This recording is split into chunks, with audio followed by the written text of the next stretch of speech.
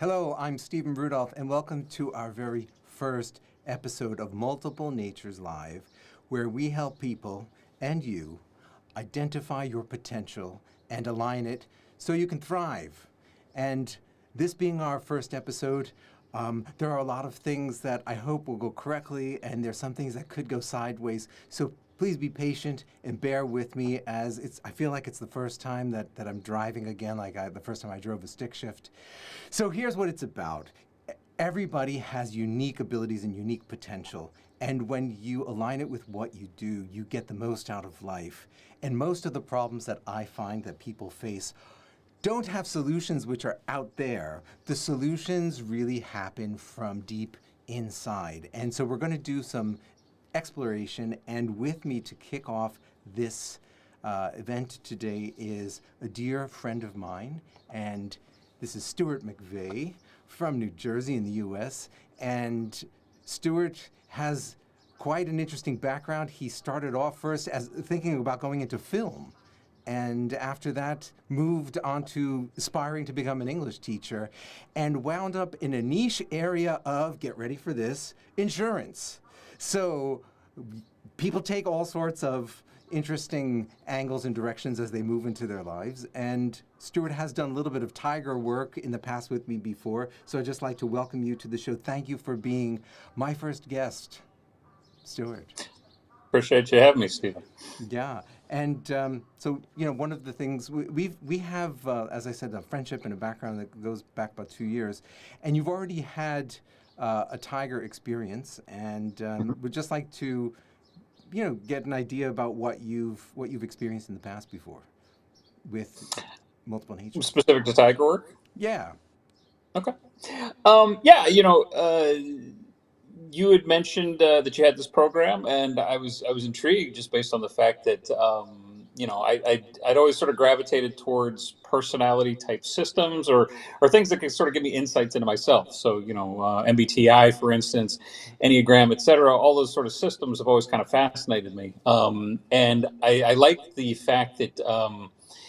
Your systems seem to have just a very different set of parameters, a very different approach. So I was intrigued, and I got a couple of interesting little insights based on how you define things and how you categorized.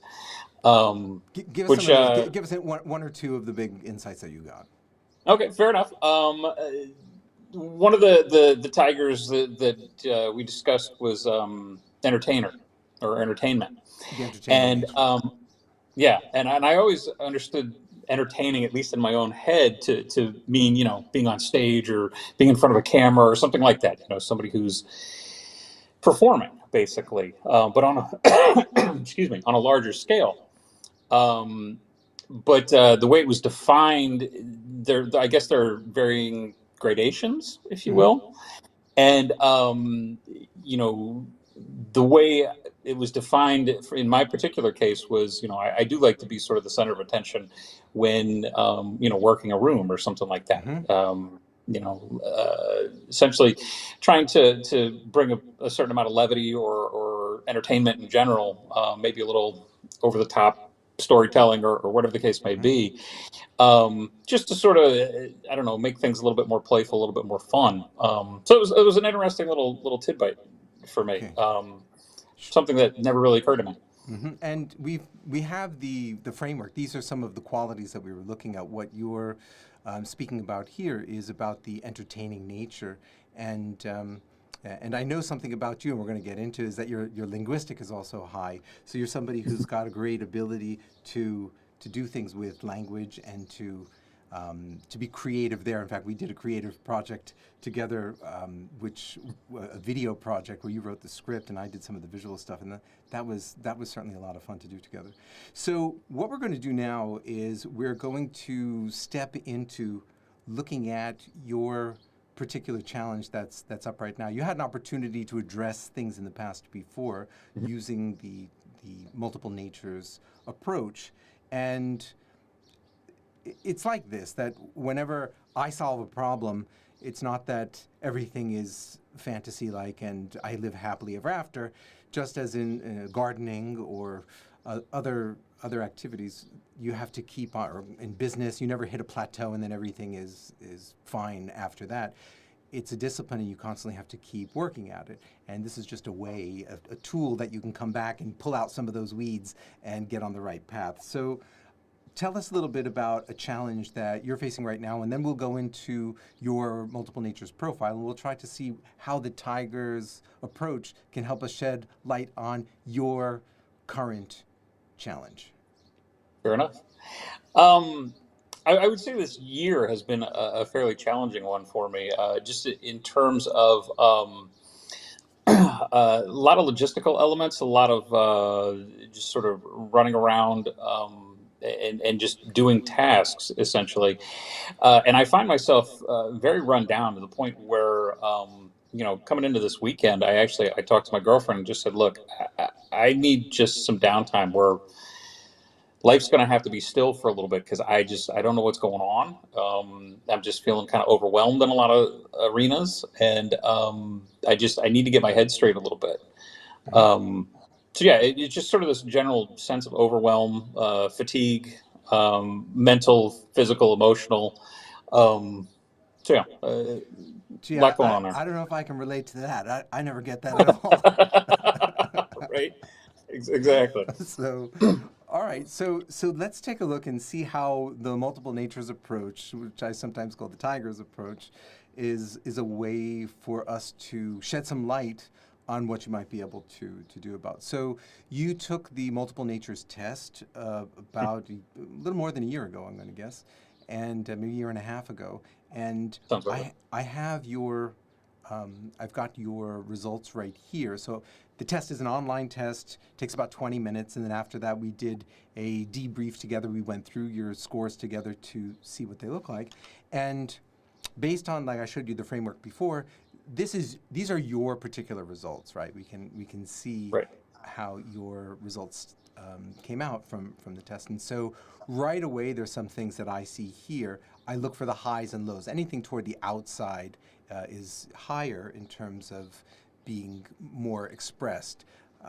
For example, look at your logical. Your logical is like say like a 9 out of 10, which means you've got powerful ability with numbers and logical thinking. And you're somebody who does a lot of Lego, and and in fact, you're probably one of the most advanced Lego. I don't know if you would call yourself an artist or a builder that I know. So I'm sure that feeds into that quite a bit. To some degree, yeah. It also helps in my current profession. I do a lot of financial analysis and what have you. So Mm-hmm. And your linguistic, as I said, take a look at that. That's also up there at like an 8.5. And not surprisingly, this intrapersonal, that's that deep level thinking and self-analysis is also higher. Somebody who's a deep thinker, as I know. So those are the intelligencies. These are your abilities. This is Howard Gardner's model of multiple intelligencies. And this is the multiple natures model. This is my framework. And right off the bat, the things that stand out here are your educative nature. This is that tendency to teach or to explain to others. So what comes up here for me is your interest to become a teacher right at the very beginning of your career stems, I'm sure, from something here, Mhm. and maybe that's why you've even in your professional work moved toward teaching and training. And I remember you telling me a year and a half ago that you weren't doing enough of that, and you moved more into a training position. That's correct. Yeah, and in fact, at this point, I'm currently competing for a direct managerial position where I would be directly responsible for all the trainees, which has got me kind of excited actually, which surprised me. Okay, right. So at the same time, things that we're going to have to look at, and we're going to think about your challenge of burnout, right, of being a little bit overwhelmed and tired. We can look at that from two directions. So one of the things that I see over here is the administrative tiger. Your Mhm. administrative tendencies tend to be on the lower side. So Yeah, and that's yeah, been tell probably me my about that. biggest. That's if there were a couple of things that I really took away from the original Tigers sessions with you, Mm. yeah, I really needed to feed that educative piece, and I really needed to find ways to manage my administrative piece. Yep. And in kind of thinking about my problem that I expressed, one of the things that came up for me, was in the context of this administrative piece, because over the course of this past year, I've been scheduling and going to a lot of doctor's appointments. I actually got divorced this year and had to finalize all the proceedings and split assets, all that kind of stuff. So there's a lot of paperwork, administrative related to that. I then found myself, instead of just wellness visits, I ended up with kidney stones and some complications from that, which was further, just dealing with logistical elements and scheduling and this and that. So there's just been a lot this year of, what I would call real pure administrative kind of tasks for me, which, in my professional setting, I've managed to sort of, I guess, mitigate to some degree, in that in a training role, I get to delegate most of my work. So all of the administrative tasks I don't like to do, my trainees do, because they need that experience. But in terms of my personal life this year, it's just, there's been a lot. It's been a lot sort of piled on from that administrative sense, I think. Sure. So, it's interesting to see that administrative tiger right there at a 3. And just to recognize that in terms of like vehicles or engines, what it means is that some of your bigger ones, like that educative, you can understand to be like, you drive a truck, right? No, No, what are you driving?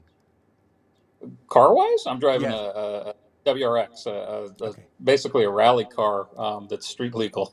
Okay, all right. So I guess my point is that it's got a pretty strong engine, right? And so you could also think about it that way. Vehicles that have really powerful engines have the ability to not only go fast, but even if they needed to pull stuff, that they've got the capacity to haul. And so that educated, that would mean that your ability to teach and to explain and to instruct and to do those sort of things has this trim. You could pull a lot of people, so to speak. You could do a lot of activities.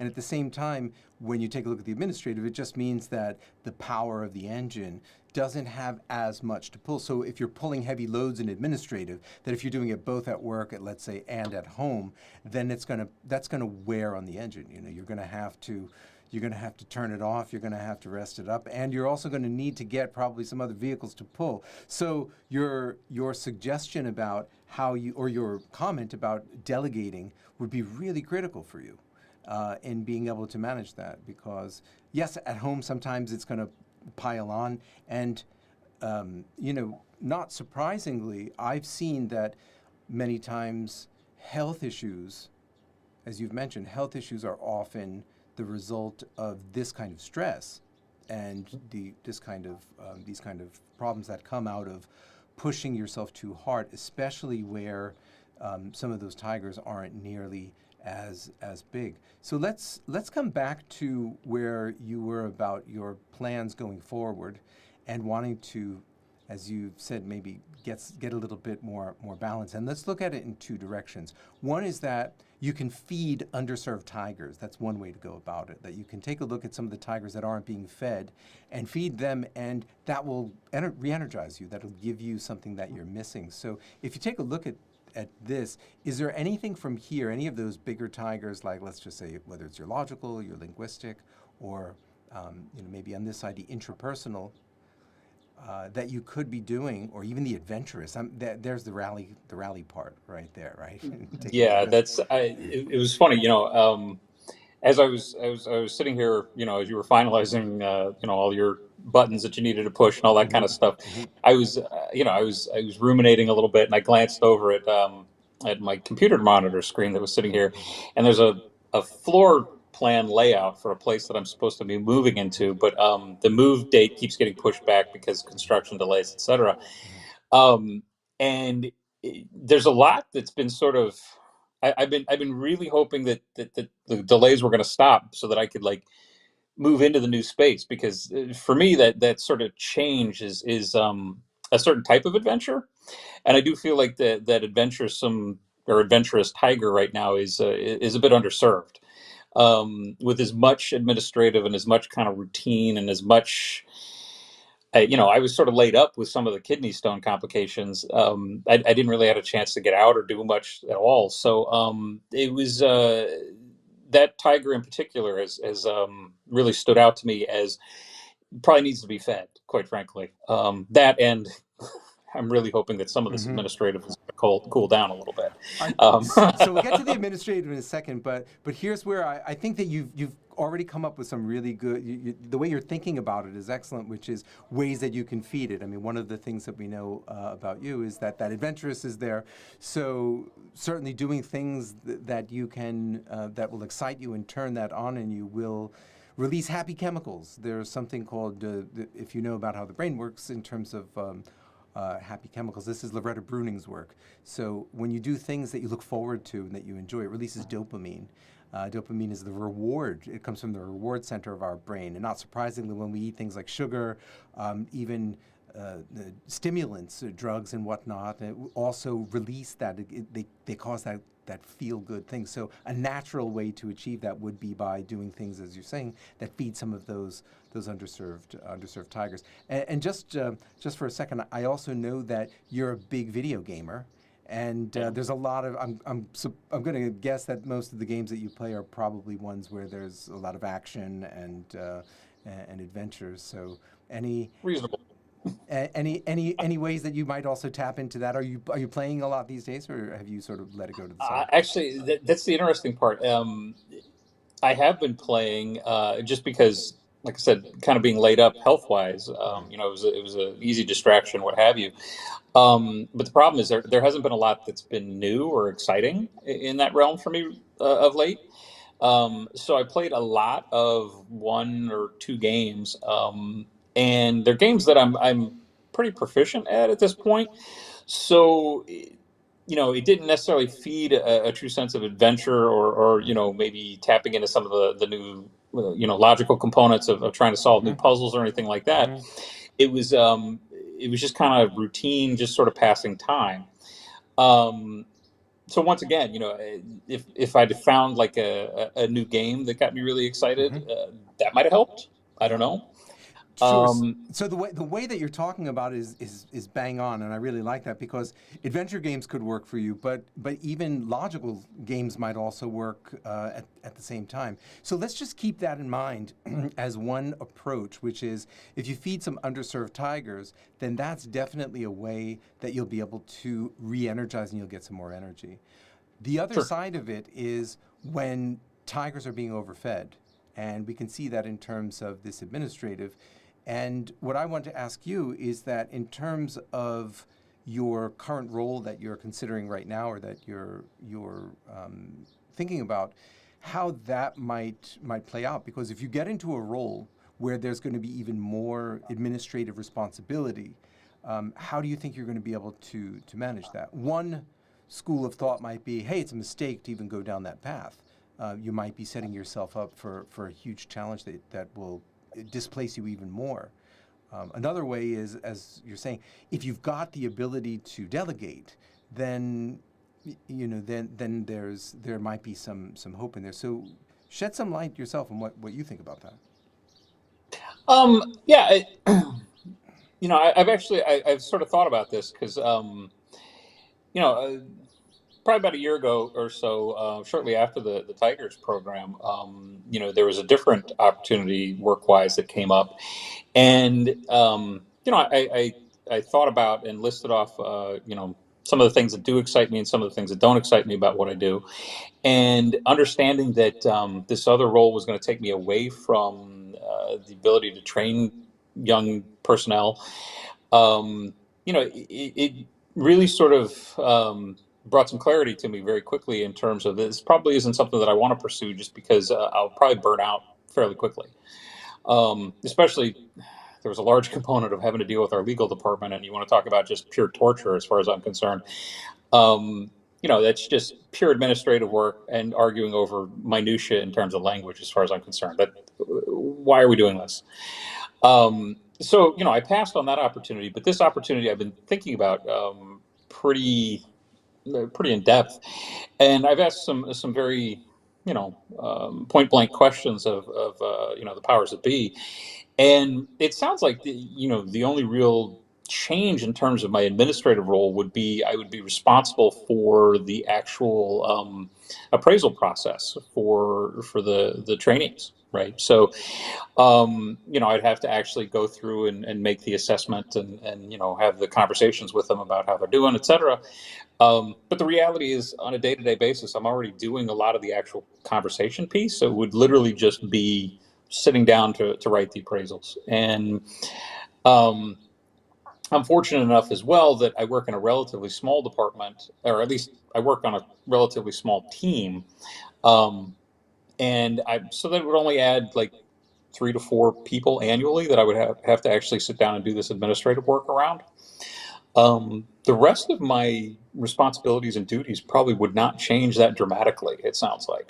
Hmm. So as a result, it struck me as a nice opportunity to get a little bit more entrenched and a little bit more focused in this training and educative sort of Hmm. piece for me, without a lot of downside, really. Hmm. Without a lot of really tapping into some of those weaker points on my scale. Sure.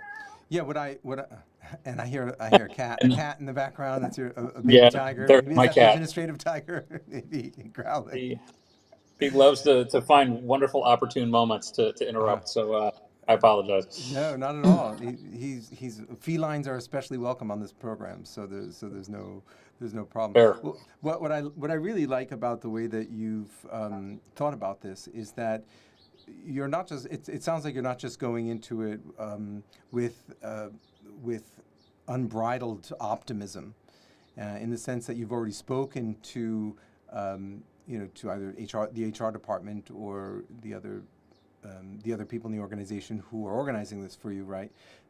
About what your expectations are and the fact that you see that you might be able to make that step without adding too much additional overload or overhead. And then by maybe having that appraisal part, if that's the only additional thing, then there are other strategies that you might be able to take. And this is a really important aspect that I want to comment on. Just because a tiger is not necessarily a big one doesn't mean that you can't step into that work and do that, because your educative is so powerful that it's going to wind up compensating for many of the other qualities which might not be as expressed. And so a lot also has to do with strategy. So that might be doing appraisals at a particular time of day. Maybe if you're a morning person, you do it early in the morning, or picking certain days of the week where you're less busy, or having someone sit in with you, or assist you while you do that. So there are a lot of strategies that you can take and tactics that you can employ to help with those tigers where they might not be as big. The key is that if you've got to do them too much and all the time and you don't get that sort of support, then it really does have the ability to wind up displacing you.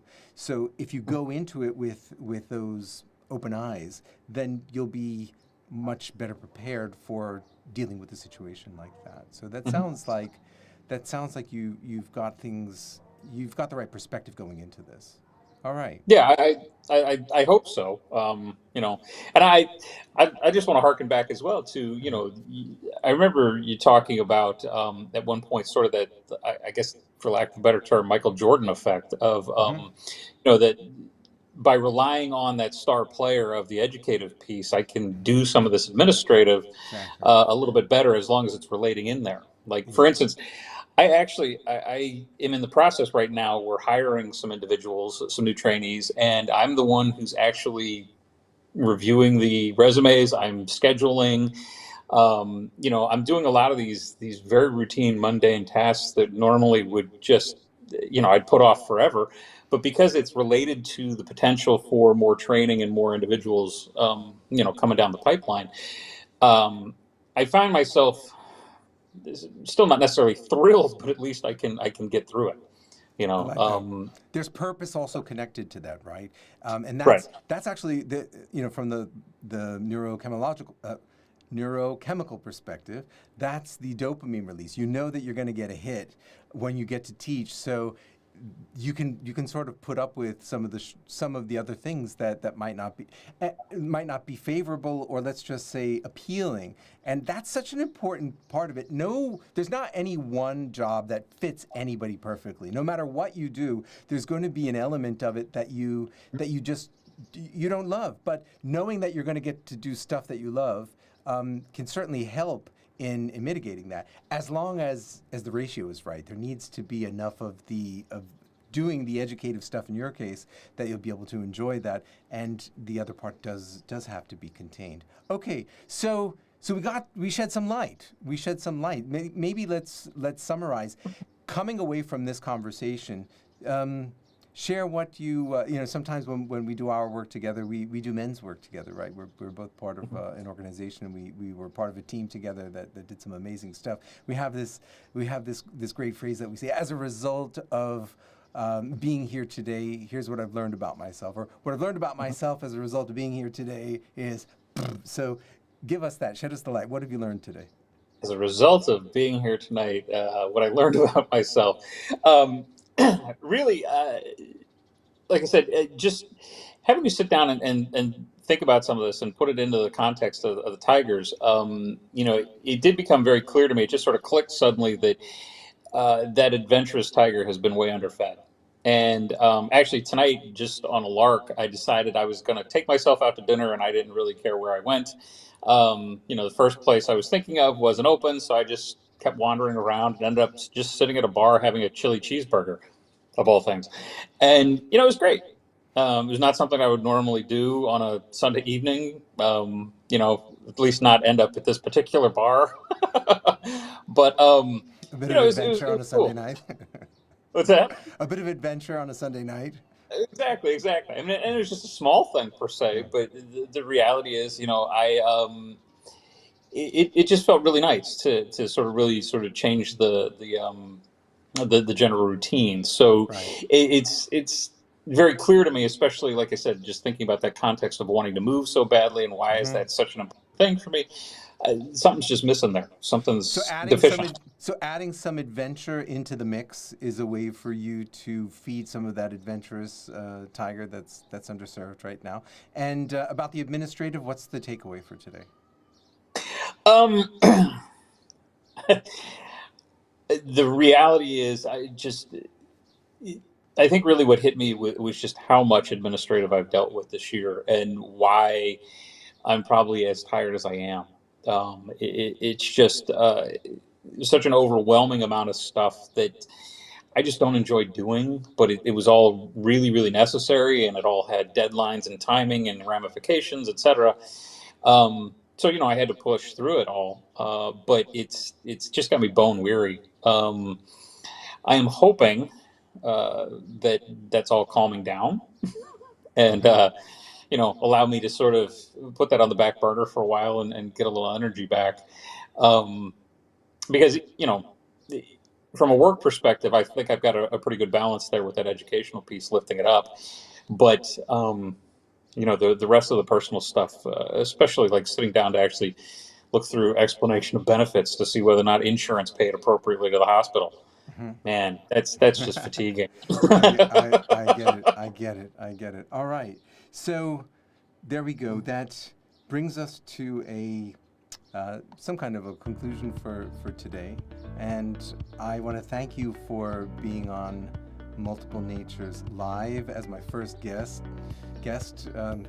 We kept things on the rails, it looks like, and so I want to thank you for your patience while we went through and did this. I'm really excited to have had you here and to explore some of your tigers. I'm going to want to check back with you in some months to see how this worked out for you and what were some more of the lessons. And if you are interested to know about your tigers and you want to find out how you can better align them for success in your life and for thriving, then click on this link below right here and you can take the Multiple Natures test, the MN test. And with that, I say thank you and we'll catch you again soon.